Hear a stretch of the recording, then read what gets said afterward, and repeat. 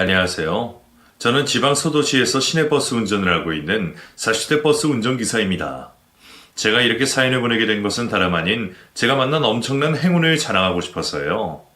옛말에 좋은 일일수록 입 조심하는 게 약이라고 하시니 괜히 복이 흥이 될까 싶어 입을 열기도 어렵지만 기분 좋은 마음을 도저히 숨길 수가 없어 이렇게 익명이라도 빌려 사연을 보내게 되었습니다. 사실 저는 지난 40여 년 별로 행복한 적이 없는 사람이었거든요.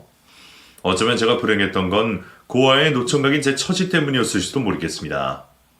돈이 아무리 많아도 아무리 건강해도 그 좋은 것들을 같이 누릴 사람이 없으면 사람은 행복해질 수 없을 테니까 말이에요.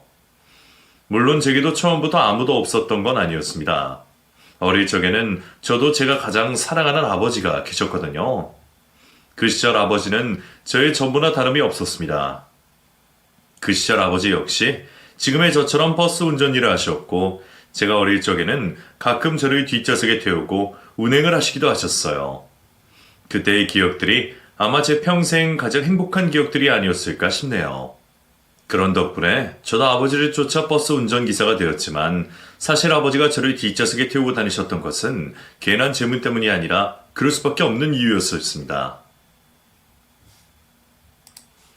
사실 아버지가 저를 뒷좌석에 태우고 다니셨던 것은 괜한 재미 때문이 아니라 그럴 수밖에 없는 이유에서였습니다. 사실 저는 어머니가 일찍 돌아가셨거든요. 아니, 저 때문에 어머니가 돌아가셨다는 말이 맞겠죠. 어머니는 저를 낳다가 돌아가셨습니다.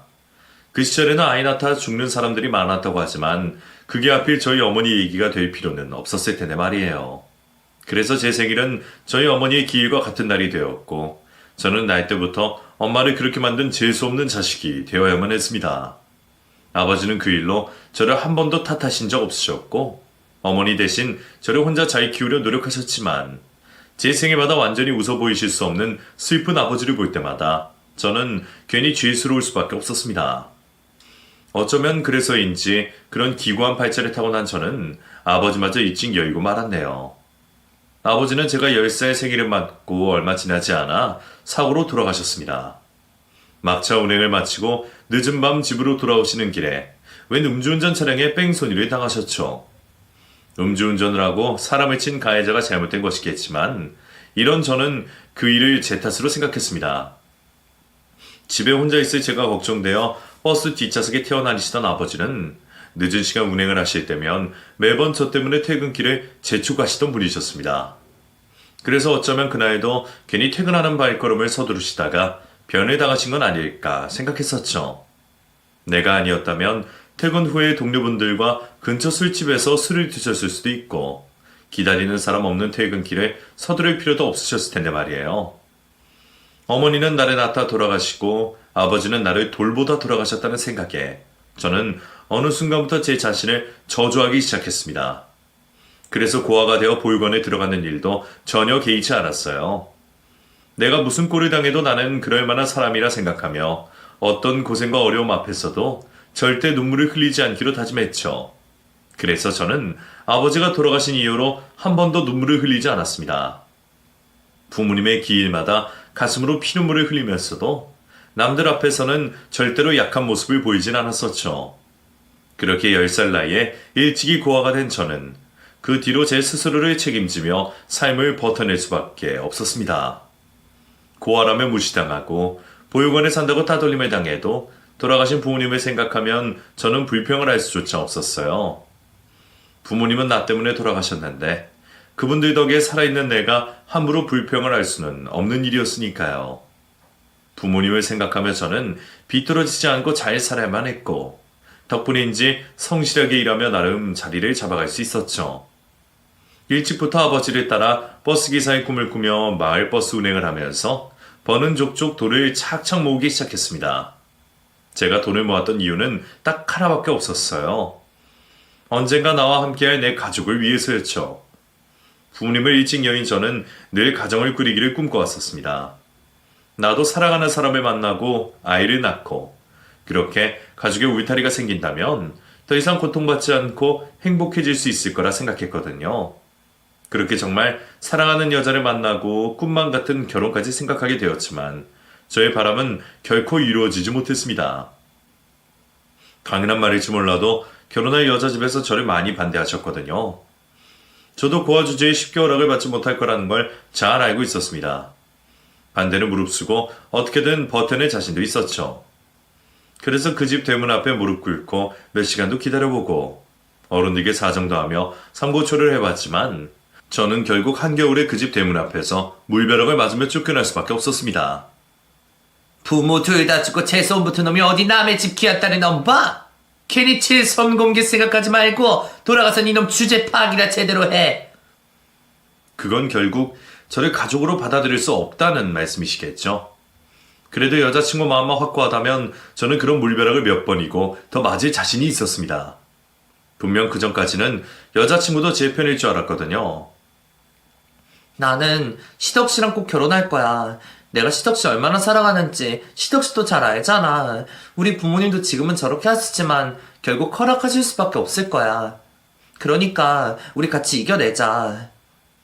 그런 말을 하던 여자친구를 끝까지 믿었던 저는 어느 날 결국 이별을 통보받게 되었습니다. 부모님의 설득에 마음을 돌렸는지 얼마 뒤 저 몰래 선을 보고 왔더군요. 그 일이 제게는 너무 큰 충격이었습니다. 처음이자 마지막으로 희망을 품었던 일이 물거품이 되며 저는 다시는 누군가를 만나거나 새 출발을 할 수 있는 희망을 잃어버리게 되었죠. 그 후 저는 사람들에게 완전히 마음의 문을 닫은 채 노총각이 되었어도 혼자 외롭게 지낼 수밖에 없었습니다. 그나마 버스 기사가 되어 매일 승객들에게 인사를 받는 것이 제가 누리는 유일한 행복이었죠. 그 후 저는 마을버스를 지나 시내버스 기사가 되었고 목표도 희망도 없이 매일 같은 노선을 다니며 하루하루 의미 없는 삶을 살아가고 있었습니다. 그러던 어느 날 저는 종점에 도착한 버스 안에서 한 아이를 만나게 되었습니다. 이미 막차 시간이 지나 차고지로 들어온 차량 안에 웬 아이가 숨어 있더군요. 아이는 그 사이 잠이 들었는지 뒤쪽 좌석에 누워 잠이 들어 있었는데 아직 학교도 안 들어갔을 것 같은 아이가 왜 혼자 여기 있는 건지 저는 그 아이를 보고 놀라서 당황할 수밖에 없었습니다. 탈 때에는 승객들이 워낙 많고 아이가 혼자 버스를 탔을 거라는 생각을 하지 못해서 저도 이런 일이 있을 줄은 예상을 못하고 있었네요. 아이 부모가 아이를 애타게 찾을 거라는 생각에 저는 마지못해 아이를 끼울 수밖에 없었습니다. 아가?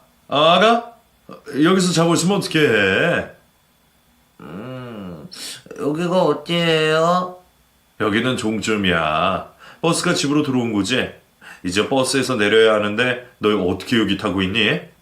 부모님은 어디 가셨어? 설마 너 혼자 버스 탄 거야? 저 혼자예요, 아저씨. 저 좀 버스 안에서 자게 해주세요. 말썽 안 피우고 조용히 있을게요. 에? 뭐? 그게 무슨 말이야? 네가 혼자 어떻게 버스에서 자? 너 부모님 어디 계시니? 부모님이 너 여기 있는 거 아셔? 저 아빠랑 헤어져서 아빠 찾으러 온 거예요. 이 버스 타고 아빠 병원 가는 건데 깜빡 잠들었나 봐요. 그래서 내일 이거 타고 다시 가려고요. 난데없이 아빠를 찾으러 버스를 탔다는 아이의 말에 저는 당연히 놀랄 수밖에 없었습니다. 애 부모가 어디서 뭘 하길래 이렇게 어린애가 혼자 아버지를 찾으러 다닌다는 건가 싶었죠. 그렇다고 아이를 버스에 둘 수는 없는 일이었습니다. 그래서 저는 아이를 경찰서에 데려다 주려고 했어요. 아가, 여기서 잘 수는 없어. 부모님 만나러 가야지. 너 집이 어디야? 이름은 뭐야? 하지만 그 아이는 자기 이름도 주소도 말하지 않고 입만 다물고 있을 뿐이었습니다. 어쩔 수 없이 경찰서에 데려다 주려고 하자 울고불고 난리를 피우는 바람에 그럴 수도 없었죠. 결국 저는 제품에 매달려 오는 아이를 데리고 집으로 갈 수밖에 없었습니다. 남의 아이를 데려가면 유괴가 아닌가 싶었지만 아이가 경찰서 얘기만 나와도 경기할 것처럼 난리를 피는 상황에 도저히 아이를 경찰서로 데려가 힘들게 할 수가 없었거든요. 우선은 하루 종일 굶어 쓴 아이에게 밥이라도 먹일 생각에 저는 신고를 나중으로 미루고 아이를 집으로 데려가게 되었습니다. 배가 많이 고팠던지 급하게 데운 3분 카레를 허겁지겁 먹는 아이를 보자 짠한 생각이 들었네요. 대체 이 어린애가 왜 이러고 있는지 너무 궁금할 수밖에 없었어요. 아이는 성인 1인분의 몫의 밥을 다 먹고는 그제야 제 얼굴을 제대로 쳐다봐 주었습니다. 아까는 저더러 경찰에 신고하지 말아달라며 매달려 울더니 또 제가 무섭기라도 한 건지 얼굴도 안 들고 바닥만 보고 있었거든요. 경찰까지 무서워하며 심하게 낯을 가리더니 남의 집에 와 밥을 먹고는 그새 긴장이 좀 풀린 듯 했죠. 겁도 많으면서 겁 없이 혼자 버스를 탄 주제에 또 잘해주는 사람에게 금방 경계를 푸는 것이 영락없는 어린아이 같았습니다. 대체 그 아이가 몇 살인지도 모르던 저는 아이의 인적사항을 알아내기 위해 아이에게 조심스럽게 말을 붙일 수밖에 없었죠. 아가, 너 이름이 뭐야? 창민, 김창민이요. 창민이? 그럼 창민이는 몇 살이야? 몇 살인지 알아? 7살. 그렇구나. 창민이 7살이구나. 그래, 잘하고 있어. 그럼 창민이는 어디서 온 거야? 아빠 얘기는 뭐고? 창민이가 밖에 오래 있으면 집에서 걱정하지 않으실까? 나 집에 없어요. 아무도 나 걱정할 사람도 없어요. 그래서 아빠 만나러 가는 거예요. 우리 아빠는 병원에 있는데 옛날에 병원에 갈 때 그 버스를 같이 탔었어요. 그래서 아빠랑 같이 탔던 버스를 타고 아빠를 만나러 가고 싶었어요.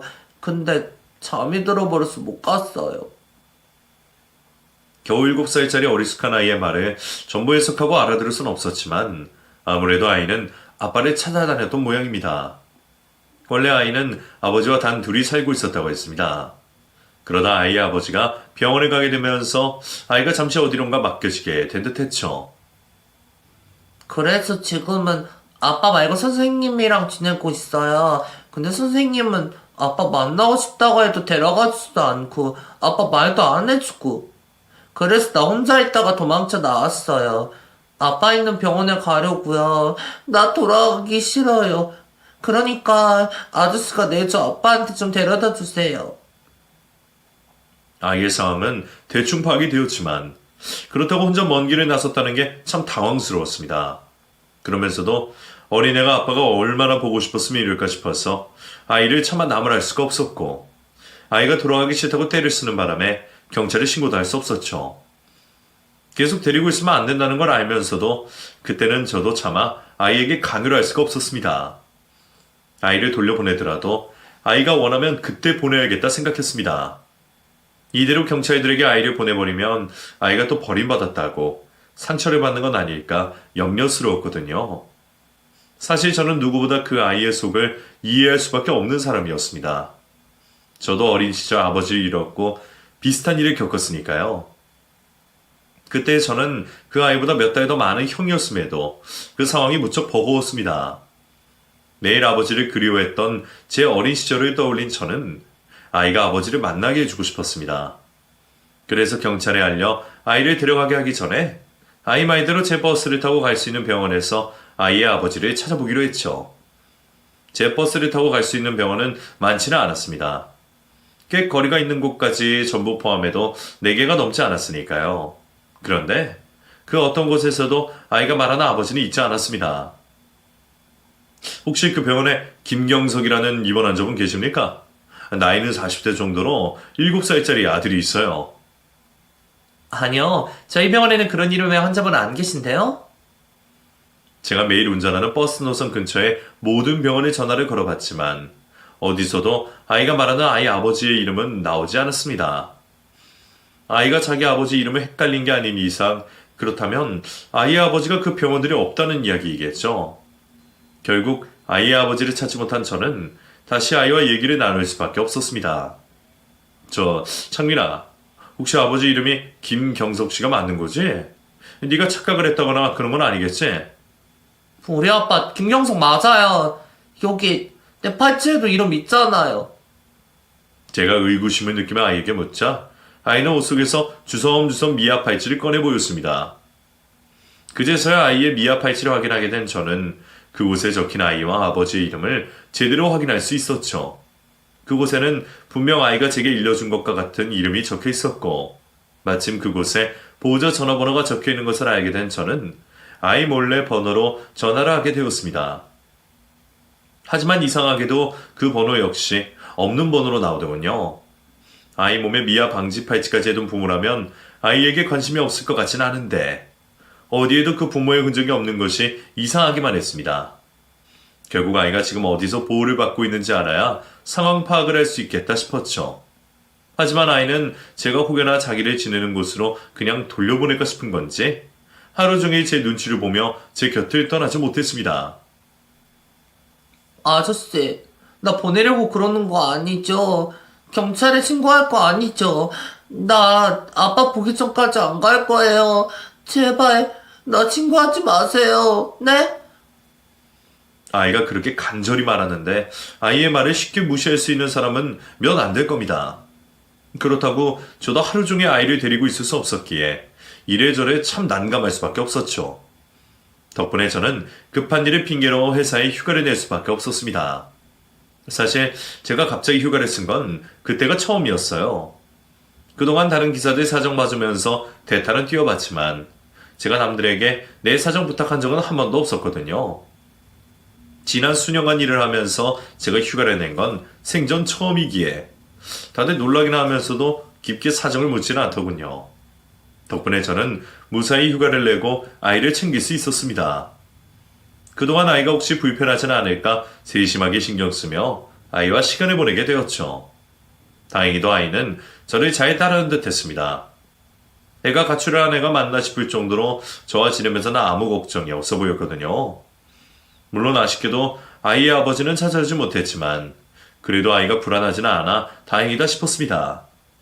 그래도 결국 제가 그 아이를 계속 맡을 수는 없는 일이었습니다. 분명 아이를 찾는 곳이 있을 텐데 이러다가는 제가 정말 유괴범으로 몰리기 딱 좋겠더라고요. 장인아, 이제는 돌아가야 하지 않을까? 아빠는요? 아빠 보러 안 가요? 아저씨가 창민이 아버지 찾아주고 싶었는데 소식이 닿질 않네. 차라리 창민이가 말하는 선생님이라면 알고 계실지도 모르는데 말이야. 그러지 말고 창민이도 이제는 돌아가는 게 좋지 않을까? 창민이도 선생님 보고 싶다고 한 거 보면 선생님도 나쁜 분은 아니신 것 같은데. 그래? 그건 맞는데, 그래도 아빠 보고 싶었는데. 지금은 아저씨가 창민이를 도와줄 수 있는 게 아무것도 없어. 그리고 창민이 말대로 선생님이 좋은 사람이라면 그 선생님은 지금쯤 창민이를 찾는다고 엄청 힘들어하실 거야. 창민이를 걱정하실 텐데. 저는 아이의 마음을 최대한 다치지 않게 하며 조금씩 아이를 구슬려 냈습니다. 그래도 며칠 지내보니 아이가 같이 지낸다는 선생님이라는 분을 싫어하는 건 아닌 것 같더라고요. 처음에는 혹시 부모와 헤어지고 맡겨진 곳에서 학대라도 당하는 건 아닌가 의심도 해봤지만 그것도 아닌 것 같았고요. 제가 그동안 대충 혼자 해먹고 사느라 요리하는 재주는 없어서 그런지 제가 맛없는 밥을 차려줄 때마다 선생님 얘기라곤 하더라고요. 우리 선생님은 밥은 맛있게 해주는데. 아저씨 밥은 좀 맛은 없어요. 그래도 감사히 잘 먹겠습니다. 아이에게 몇 끼 마시는 밥을 정성스레 챙겨줄 사람이라면 나쁜 사람은 아닐 것 같다는 게 제 예상이었습니다. 그래서 저는 경찰에도 신고하지 말고 돌아가기 싫다는 아이를 열심히 어르고 달래며 지내던 곳을 겨우 알아낼 수밖에 없었죠. 그리고 드디어 아이가 같이 지낸다는 선생님의 전화번호를 알려주더군요. 알고 보니 아이가 가지고 다니는 가방 안쪽에 전화번호가 적혀 있었던 걸 제가 미처 보지 못했었네요. 그렇게 저는 며칠 만에야 아이의 보호자와 연락을 하게 되었고 선생님은 아이를 많이 기다리셨는지 아이를 곧바로 찾으러 오겠다고 말씀하셨습니다. 혹시 선생님을 만나면 아이가 다시 도망치기라도 할까 불안했던 저는 끝까지 아이를 지켜볼 수밖에 없었습니다. 다시 돌아가면 아버지를 만날 수 있을 거라며 기약 없는 거짓말까지 하면서 말이죠. 다행히 아이는 자기를 돌보던 선생님을 반가워했습니다. 선생님, 김창민, 너 어디가 있었어? 선생님이 얼마나 걱정했는지 알아? 너 잘못되기라도 했을까봐 선생님 밥도 못 먹고 잠도 못 잤어. 걱정을 많이 하셨다는 그분 얘기를 들으니 제가 괜히 공범이 된 것 같아 죄송스러웠지만 다행히도 선생님께서는 아이의 말을 들어줘야만 했던 제 사정을 이해해 주셨습니다. 저희 창민이 맡아주셔서 정말 감사드려요. 워낙 예민한 아이라 혹시 혼자 있는 건 아닐까 걱정이 많았는데 이렇게 좋은 분이 데리고 계셨다니 저도 마음이 좀 놓이네요. 정말 감사해요, 기사님. 아닙니다. 제가 잘한 것도 없죠. 솔직히 저도 당장 신고해야 한다는 건 알았는데 애가 너무 애걸복걸해서 저도 모르게 애 말을 듣고 있었네요. 그러면서도 아이를 찾을 분이 계실까봐 걱정도 되고 혹시 유괴범이 되는 건 아닌가 싶기도 했는데 이렇게 돼서 다행이다 싶습니다. 그래도 그동안 창민이 밥도 잘 먹고 잘 지내고 있었어요. 그래 보여요. 원래 창민이가 아무한테나 말하고 그런 애가 아니거든요. 저한테 마음을 연 것도 한참 걸려서 원래 밖에서는 말을 잘 안 해요. 그래서 말 못하는 아이인가 오해도 받고요. 근데 기사님이랑 있는 동안은 밥도 잘 먹고 잘 놀고 있었던 것 같아서 안심이 되네요. 모두 기사님 덕분이에요. 예? 제가 뭐 한 게 있다고요. 근데 창민이가 계속 아버지를 만나러 가겠다고 고집을 부리던데 저도 알아보긴 했지만 아버지라는 분의 소식이 찾기 어렵더라고요. 병원에 계신 줄 알았더니 그런 분은 안 계신다고 하고 적혀있는 전화번호도 없어졌고요. 혹시 어떻게 된 건지 아시나요? 아이의 위탁 선생님을 만나게 된 저는 조심스럽게 아이 아버지의 얘기를 들었다가 충격적인 이야기를 듣게 되었습니다. 사실 창민이 아버지는 얼마 전에 돌아가셨어요. 병으로 병원에 지내시다가 결국 떠나셨죠. 아직 아이가 너무 어리고 아버지와 유대감이 깊어서 차마 아이에게는 말하지 못했어요. 지금도 이렇게 다른 어른들을 못 믿는 상황에서 아버지 없이 혼자 남겨졌다는 걸 알게 되면 아이가 그 사실을 받아들이기 힘들 거라 생각했거든요. 그렇다고 아버지 찾아가겠다고 가출까지 할 줄은 몰랐지만요. 아무튼 지금 창민이에게 보호자는 저뿐이에요. 아이가 아버지를 만나러 가겠다고 하기에 적어도 살아는 계실 줄 알았더니 알고 보니 창민이는 이미 고아가 되어 있었습니다. 아이가 사실을 받아들이기 어려울 거라는 생각에 아무도 아이에게 진실을 알려주지 않았던 모양이었죠.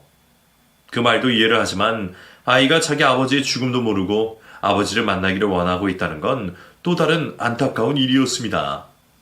지금도 매일같이 아버지를 찾고 있는 아이에게 사실을 끝까지 숨기고 계속 모르게 할 수는 없을 거라 생각했죠. 하지만 저로서도 이 일을 어떻게 설명해야 할지 막막하기는 마찬가지였습니다. 저도 진작 말해주려고 생각은 했었어요. 언제까지 없는 핑계를 대면서 거짓말만 할 수도 없는 거고. 때가 되면 말해주고 싶었죠. 근데 창민이가 가출까지 감행한 시점에 더 어떻게 얘기를 할 수 있을지 모르겠더라고요. 솔직히 저도 창민이가 많이 안타까워요. 사실 원래 제가 창민이를 데려갈 것도 아니었거든요.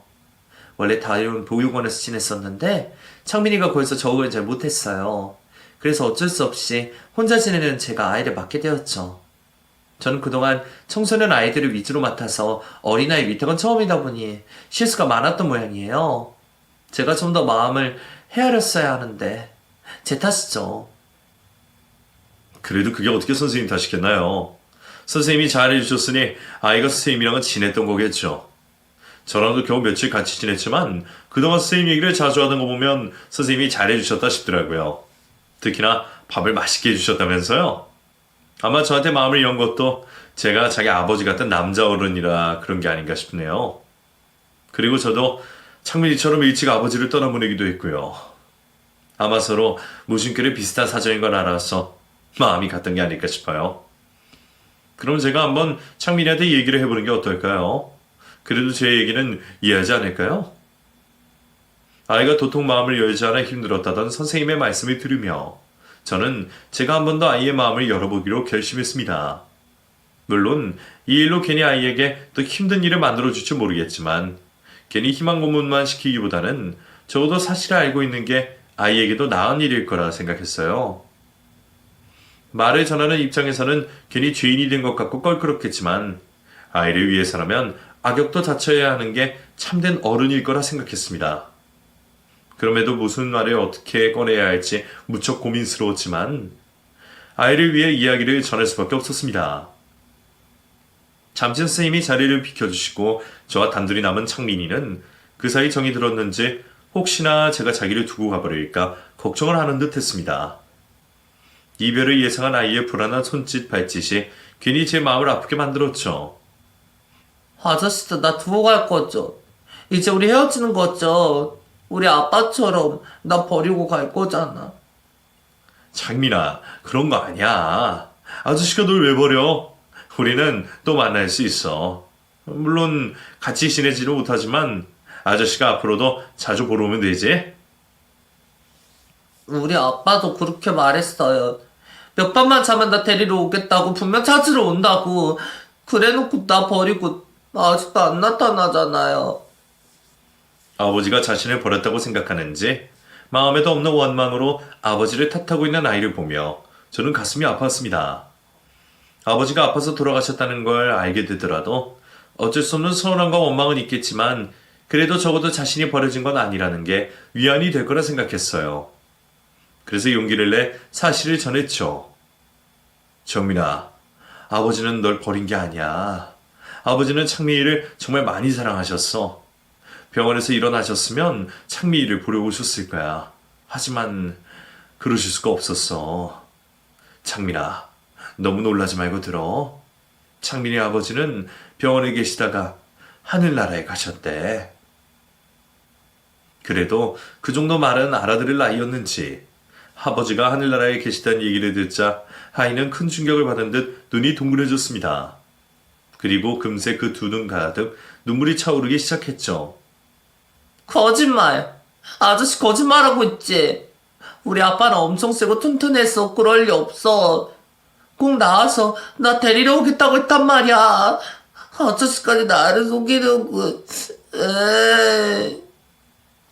그동안 곧잘 씩씩한 척하더니 금세 울어버리는 아이의 모습에 제 마음도 찢어지는 듯 아려왔습니다. 어쩌면 저도 똑같이 겪었던 슬픔이기에 그 마음을 더 깊이 헤아릴 수 있었는지도 모르겠네요. 미안하다, 창민아. 아휴, 미안해. 아이를 위해서라도 담담히 눈물을 참으려던 저도 결국 눈물을 터뜨릴 수밖에 없었습니다. 그렇게 저와 창민이는 한참을 끌어안고 눈물을 흘리고 있었어요. 나이 먹고 그렇게 울어본 게 얼마인지 저도 어릴 적 아버지 일은 10살 배기 때로 돌아간 것처럼 눈물을 흘렸네요. 그래도 그게 아이에게는 꽤 도움이 되었던 모양입니다. 가끔씩은 자신과 함께 울어줄 사람만으로 위로가 되는 건지 아이는 제가 자신과 같이 울어주는 것에 조금 마음이 기대게 된 듯 제 품에서 한참을 목 놓아 울고 있었습니다. 아저씨, 그럼 나 이제 우리 아빠 못 봐요? 아빠는 하늘나라에 간 거예요? 그래. 그래도 아버지는 언제나 창민이를 보고 계실 거야. 하늘에서 다 보고 계시지. 너무 멀어서 창민이한테 닿기는 어렵지만 그동안 아버지가 창민이를 사랑하고 걱정하신 것처럼 저 위에서 변함없이 창민이 생각을 하고 계실 거야. 지금 창민이가 이렇게 울고 있는 모습도 보고 계시겠지? 그럼 우리 아빠가 슬프겠네요? 아빠는 내가 울면 가슴이 아프다고 했거든요. 그럼 내가 안 울고 씩씩하게 지내야지 우리 아빠가 하늘나라에서 편하게 있겠네요? 그렇지. 창민이도 아빠가 걱정하시는 거 싫지? 네, 싫어요. 아빠가 아픈 것도 싫고요. 우리 아빠도 많이 아팠어요. 맨날 아프고 주사도 많이 맞고. 그래서 나는 아빠가 이젠 안 아팠으면 좋겠어요. 아저씨, 하늘나라는 좋은 곳이에요? 거기서는 우리 아빠도 안 아플 수 있을까요? 그럼 그곳은 좋은 곳이지. 창민이 아버니처럼 좋은 분들만 가시는 곳이니까 분명 다들 편안하고 행복하실 거야. 아저씨도 그곳이 아픔도 슬픔도 없는 곳이라고 들었는걸? 그럼 괜찮아요. 아빠가 안 아플 수 있다면 하늘나라 간 거 이해할 수 있어요. 아직 죽음이라는 걸 제대로 이해하지도 못할 텐데 그 와중에 자신의 아버지가 하늘나라로 가셔서 더 이상 아프지 않았으면 좋겠다는 아이의 순수한 말이 저를 울렸습니다. 그 아이의 마음이 얼마나 착하고 아픈지 신을 믿지 않던 저도 그 앞에서는 차마 거짓말을 할 수밖에 없었죠. 저의 선의의 거짓말이 아이의 마음을 조금이라도 풀어주기를 바라면서 말이에요. 다행히 제 말을 이해를 했는지 아이는 조금은 씩씩해져 보였습니다. 어쩌면 자기가 슬퍼하는 모습을 보이면 하늘나라에 계신 아버지가 가슴이 아플까 걱정을 하는 건지도 몰랐죠. 애써 울음을 참으려는 아이가 너무 안쓰러워 보였지만 스스로 이겨내야 앞으로를 살아갈 수 있기에 저는 그런 아이를 오히려 북돋아 줄 수밖에 없었습니다. 그래, 창민아, 잘 견뎠어. 창민이는 앞으로도 잘 견딜 수 있을 거야. 아버지랑 떨어져 있게 되었지만 결국 나중에는 다 다시 만나게 되어 있는 거야. 그때까지 창민이가 씩씩하게 잘 자라야 나중에 아버지를 다시 만나서 아버지가 좋아하시겠지? 아저씨도 창민이가 그때까지 잘 지낼 수 있게 많이 도와줄게. 나도 있고 선생님도 있는 한 창민이는 절대로 혼자가 아니야. 그걸 꼭 기억해야 돼. 알아요. 아빠가 전부터 항상 말해줬어요. 세상에는 나쁜 사람들도 있지만 좋은 사람들도 많다고요. 내가 좋은 사람으로 살다 보면 꼭 좋은 사람을 만날 수 있을 거라고 말해주셨어요. 나 그래도 그동안 기도도 많이 하고 착하게 살았으니까 아저씨 같은 좋은 사람 만날 수 있었겠죠? 선생님도 사실 나 좋아하고 좋은 사람인 거 알고 있어요. 내가 못되게 굴어서 죄송해요. 선생님도 창민이 이해하신대. 그러니까 앞으로도 잘하면 되지. 창민이 착한 아이로 잘 자랄 수 있지? 그렇게 저는 아이를 달래며 창민이를 아버지의 납골당으로 데려가게 되었습니다. 빽빽하게 유골들이 들어있는 그곳에 자신의 아버지의 흔적이 있다는 걸 아이가 이해하려는지 모르겠지만 제가 창민이라면 아버지의 마지막을 보고 싶어 할 것 같았거든요. 창민아, 아버지한테 인사드려. 창민이 아버지는 하늘나라에 가셨지만 남은 건 여기 계시거든. 아마 여기서 얘기를 하면 하늘에 더 잘 들릴지도 몰라. 정말요? 그럼 여기서 기도를 하면 아빠가 들으실까요? 그럼 분명 들으실 거야. 다행히 아이는 아버지의 마지막 흔적이 그곳에 있다는 걸 이해하는 듯 했습니다. 그리고 그 앞에서 혼자 남모를 다짐을 하는 듯 했죠. 아이가 그 앞에서 무슨 다짐을 했는지는 알 수 없지만 어떻게든 눈물을 흘리지 않으려 하는 건 이해할 수 있었습니다. 하지만 아이는 아이인지라 납골당을 벗어나자마자 눈물을 쏟아내더라고요. 나 정말 안 울으려고 그랬는데 자꾸 눈물이 나와요, 아저씨. 나 울면 아빠가 볼 텐데 나 좀 숨겨주세요. 제 품으로 파고들어 눈물을 숨기려는 그 아이를 지켜보던 저는 그날 커다란 결심을 할 수밖에 없었습니다. 제가 자격이 될지는 모르겠지만 창민이 아버지의 빈자리를 제가 메꿔주기로 말이죠. 그리고 무슨 일이 있더라도 이 아이를 지키기로 말이죠. 사실 아버지가 되어주겠다는 말은 허세였습니다. 저조차도 일찍이 아버지를 잃어 아버지의 빈자리가 큰 사람인데 그런 제가 아버지 노릇을 잘할 수는 없겠죠. 제가 아무리 잘해봐야 창민이에게 친아버지만큼 좋은 아버지가 되어주지 못하겠지만 그래도 곁에서 지금처럼 눈물을 훔쳐줄 수 있는 사람이 되어야겠다 생각했습니다. 그 후로 다시 돌아간 창민이는 이후로도 위탁보호자인 선생님과 단 둘이 지내게 되었고 저는 시간이 날 때마다 그 집을 찾아 창민이와 함께 시간을 보내며 아이 아버지 대신 창민이를 지켜주게 되었습니다. 창민아! 아저씨 왔다! 아저씨, 왜 이렇게 늦게 왔어요? 어제 온다 해놓고. 미안해. 아저씨가 이 때문에 바빠서 늦었어. 미안해, 창민아. 그래서 아저씨가 창민이 선물 가져왔다. 짠! 우와, 이거 진짜 내 거예요? 그럼 이거 창민이가 가지고 싶었던 거 맞지? 공룡 백과사전. 맞아요. 이거 내가 가지고 싶었던 거 어떻게 하셨어요? 아저씨는 다 알지? 창민이가 뭘 좋아하는지 싫어하는지. 창민이 싫어하는 비망 잘 먹고 있어? 요즘도 편식하니? 요즘은 그래도 좀 먹어요. 선생님한테 물어본다. 선생님 어디 계시지? 어머, 신옥씨 오셨어요? 예, 안녕하세요, 선생님. 어제 못 뵈서 죄송해요. 아니에요. 매번 이렇게 와주시는 것만으로도 감사하죠. 바쁘신데 괜히 무리하시는 건 아닌가 오히려 걱정이에요. 무리는요. 어차피 쉬는 날 하는 것도 없는데요. 저야말로 맨날 집에만 있다가 이렇게 창민이 보러 오고 하는 게 좋아요. 사실 어제도 왔어야 하는데 급한 일 때문에 못 오게 돼서 얼마나 애가 타든지. 요즘에는 쉬는 날이 왜 이렇게 없나 한스럽다니까요. 사실 저보다는 선생님이 더 힘드시겠죠. 하루 종일 혼자 아이돌 보는 게 쉬운 일은 아니잖아요. 저야 이게 일인데요, 뭘. 그래도 창민이가 시덕 씨 덕분에 많이 좋아졌어요. 제가 조금이나마 도움이 되면 다행인 거죠. 그래도 그건 저 때문이 아니라 선생님 때문일 거예요. 선생님이야 매번 창민이 곁에 계셔주시지만 저는 그냥 가끔 이렇게 선물 가져오는 것밖에 없으니까요. 근데 시덕 씨는 언제까지 저를 선생님이라고 부르시려고요? 제가 시덕 씨 선생님도 아닌데 그냥 편하게 이름 부르시라니까요? 그럼 저도 시덕 씨한테 다시 기사님이라 부를까요? 저도 이름을 부르고 싶긴 한데 괜히 어색해서. 그럼 이제 지선 씨라고 하겠습니다.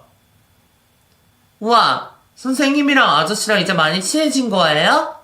그럼 우리 다 같이 놀러 가요. 그새 저와 위탁 선생님인 지선 씨도 꽤 많이 가까워졌고 어느샌가 저희들 사이에는 묘한 분위기까지 생겼습니다. 창민이를 보러 다니다 보니 매번 지선 씨를 같이 만날 수밖에 없었고 아이 문제로 고민을 나누다 보니 저희도 모르는 새에 어느새 서로 정이 들었던 모양입니다. 어느새 저도 창민이만큼이나 지선 씨를 보고 싶어 했고 저를 기다리는 사람이 이제는 창민이만이 아니게 되었죠. 결혼이나 연애 같은 건 포기했다 생각했던 저도 끌리는 마음은 어쩔 도리가 없었던 건지 어느새 저는 지선 씨를 향한 마음을 조금씩 품어가기 시작했습니다. 하지만 지선 씨나 저나 쉽게 연애를 할 만한 사정은 아니었었죠. 그때는 저희들 모두 창민이가 더 중요했기에 괜히 저희들이 가까워지느라 창민이에게 소홀해진다면 겨우 마음을 열었던 창민이가 또다시 어른들의 오해를 하고 상처를 받을까 싶어 창민이에게만 집중할 수밖에 없었습니다. 그래도 저희들의 노력이 헛되지는 않았던 건지 창민이는 점점 안정을 찾아가며 밝은 모습을 되찾아가는 듯 했어요. 하지만 그게 좋은 일만은 아니었습니다. 창민이의 상태가 좋아졌다는 건 저희가 헤어져야 할 날이 가까워졌다는 말이었으니까요. 처음부터 창민이가 지선 씨에게 맡겨진 것은 임시였습니다. 아이가 워낙 마음을 붙이지 못하다 보니 보육원이나 그룹 홈으로 가지 못하고 혼자 지선 씨에게 맡겨진 거였죠. 그래서 그동안은 지선 씨와 단 둘이 지내던 창민이었지만 계속 그럴 수는 없는 일이었습니다.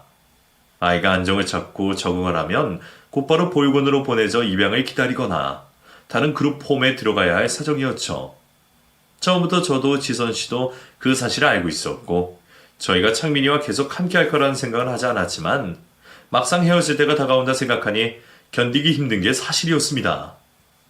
저도 보육원에서 지내서 알지만 이 보육원살이가 아이에게 좋은 일은 아니니까요. 게다가 다른 가정으로 입양을 가거나 다른 곳에 가게 되면 앞으로는 지금처럼 편히 만날 수 없게 되기에 어쩌면 저는 창민이와 영영 헤어질지도 모른다는 걱정을 할 수밖에 없었죠.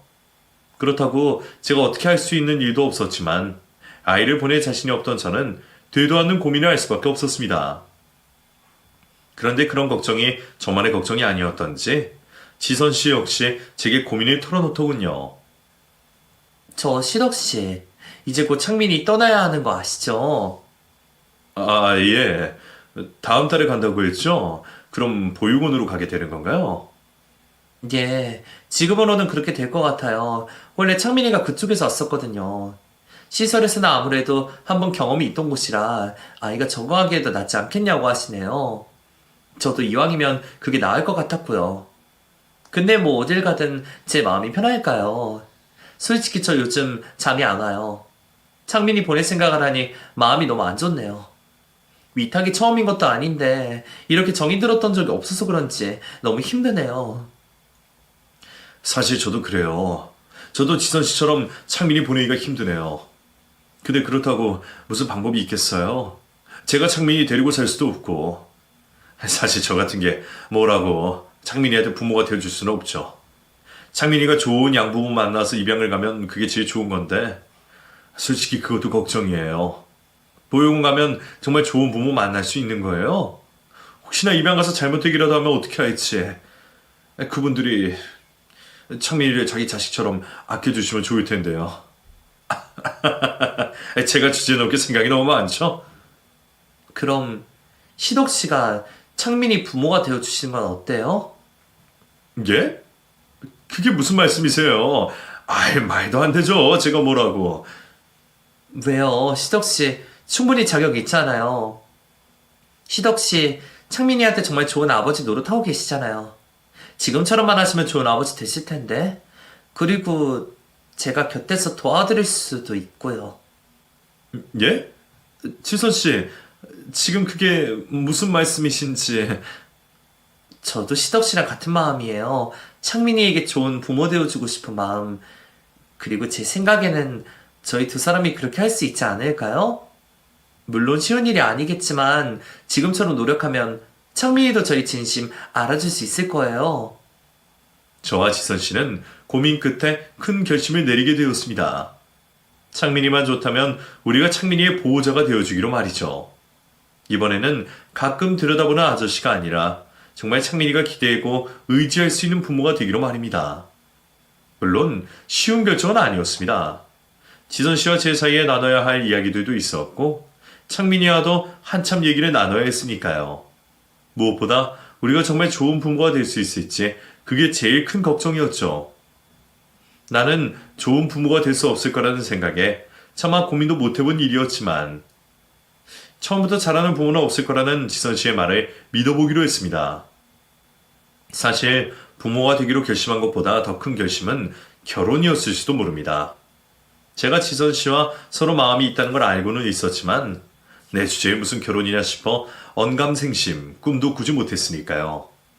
하지만 지선 씨까지 저를 받아주신다고 하니 제가 그 마음을 모른 채 할 수는 없었습니다. 그렇게 많은 고민 끝에 저희는 부부의 연을 맺기로 하고 그 후 창민이를 저희가 입양하기로 차근차근 준비를 해나가게 되었습니다. 한 아이를 입양하기 위해 따지게 참 많았지만 그동안 제가 열심히 살아온 덕분인지 무사히 입양 절차를 받을 수가 있었네요. 무엇보다 저희의 결정을 환영해준 창민이의 덕분이었죠. 그럼 이제 정말 아저씨랑 선생님이 우리 엄마 아빠 되는 거예요? 정말 우리 셋이 같이 살 거예요? 그렇다니까. 앞으로 셋이 지내는 거 창민이도 좋아? 엄청 좋아요. 나 사실 아저씨랑 선생님이랑 떨어지기 싫었거든요. 근데 씩씩하게 살기로 약속해서 말을 못했어요. 그래서 지금은 너무너무 행복해요. 앞으로 저 말 잘 듣고 착한 아들 될게요. 고맙습니다, 엄마, 아빠. 저희를 엄마 아빠라 부르며 반기는 아이의 모습에 저는 그 순간 제가 세상을 전부 가진 것만 같았습니다.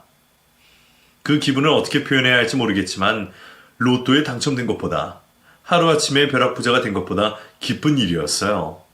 어쩌면 창민이를 위한 일이라고 생각했던 게 저를 위한 일이 되었던 게 아닐까 싶었죠. 저야말로 창민이와 다를 것 없이 외로운 삶이었습니다.